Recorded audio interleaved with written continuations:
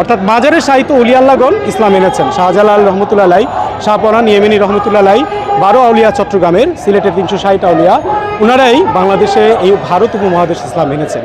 মাজারগুলো শিক্ষা দেয়, আপনি দেখেন, শান্তি, সম্প্রীতি, প্রেম। হ্যাঁ, কিছু মাজারে ভণ্ড এবং মাদক সেবন হয়, অনেক রকমের অশ্লীল কার্যকলাপ হয়, কিছু মাজারে হয়, এটা আমি অস্বীকার করব না। কিন্তু এটার দায় কিন্তু মাজারে যিনি সাহিত্য আছেন সেই অলি আল্লাহ নয়।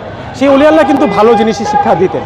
মূলত মাজারের শিক্ষা হচ্ছে রাসূল প্রেম, মানুষের প্রতি প্রেম, প্রেমের শিক্ষা। দেখেন, মাজারে যারা আছে, আমি তাদেরকে, যারা ভণ্ড মাজার সাপোর্ট করছি না, হয়তো তারা গাঁজা খায়, কিন্তু তাদেরকে দেখেছেন আজ পর্যন্ত কোথাও বোমা হামলা করতে?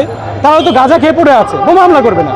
কিন্তু যারা তথাকথিত লেবাসধারী ধার্মিক, তারা মুখে ধর্মের কথা বলে, 5 ওয়াক্ত নামাজ পড়তে পড়তে একদম কপালে দাগ ফেলে দিয়েছে, কিন্তু তারা কিন্তু মানুষকে বোম ফেলে হত্যা করে। এটাই তো পূর্বে আপনারাও দেখেছেন, আমরাও দেখেছি। সুতরাং মাজারের শিক্ষাটা যদি অ্যাকচুয়াল মাজার ধরে